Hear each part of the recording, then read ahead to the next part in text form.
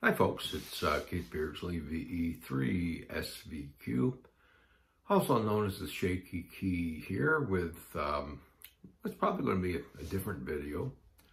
I've had a few questions on how to use spotting sites and this type of thing, so I'm going to try one because the camera will be focusing at the computer a fair amount. I'm hoping it's going to turn out for you, but at least for someone who's never done this before, I think this is an important first step for them. So follow along and we'll see where it goes from here.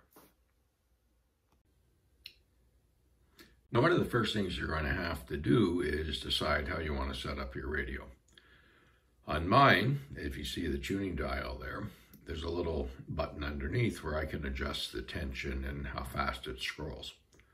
I happen to be someone who likes it to scroll very quickly because I can jump from one end of the band to the other very, very quickly, depending on, who I see out there. So this is one thing. Do you want it to go sort of like this?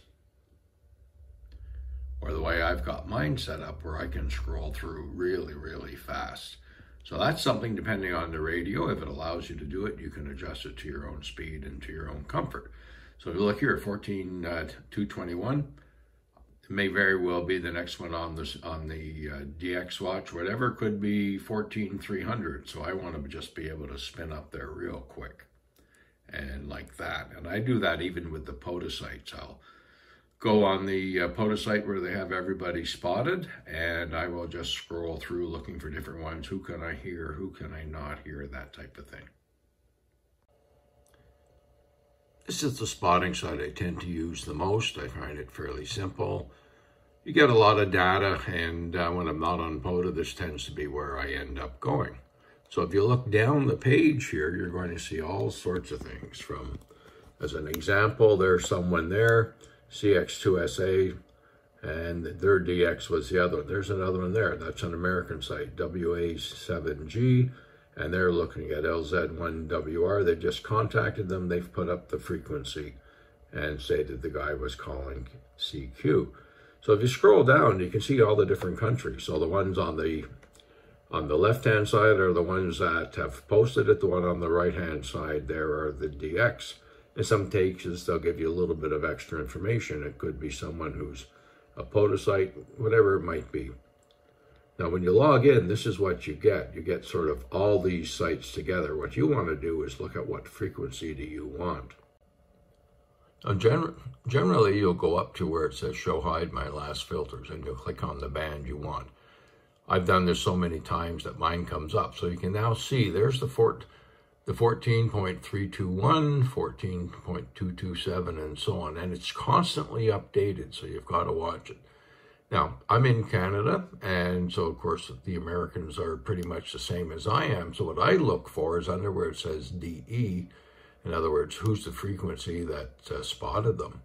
I'm looking for American stations or Canadian stations. There's no point me looking, for instance, that one IU, which is Italy, is talking to Scotland. That's of absolutely no use to me. What I want is the American stations or Canadian stations that are talking somewhere in the world. So KX3C is talking to M0K Oscar Oscar. So that's somebody that if I want England, that's where I'm going to go. And you also have the Americans posting other Americans ones.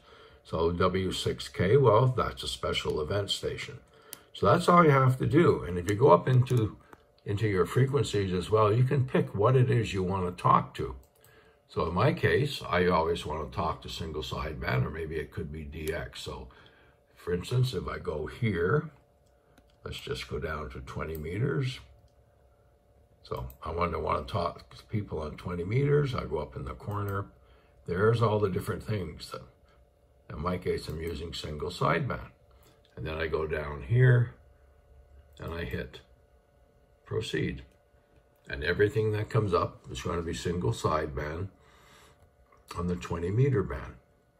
So I can simply scroll through. So if you look at this one, 14.222, we probably won't get anything on that one, but let's just see. Pull that off so you can hear a little bit.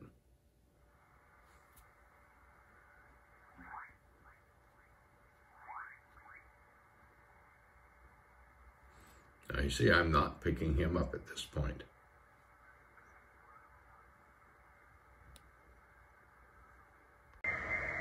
So there's two Americans there, W6H on 14.315. So we swing over to the radio. Let's see if we can hear them.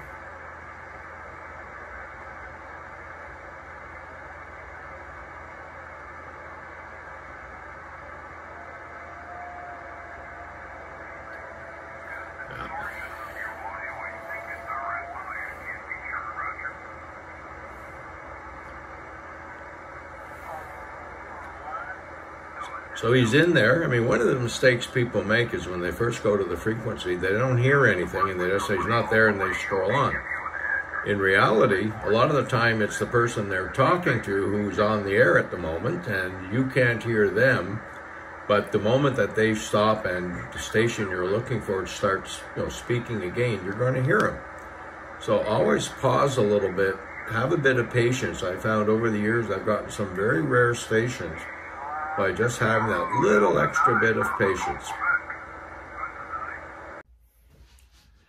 So that's sort of a very quick look at how to use some of these spotting sites. And like I said, Pota has their own spotting site, which is excellent. And if you're going to activate a park, you should be on it. If you're just chasing parks, it's a good place to start.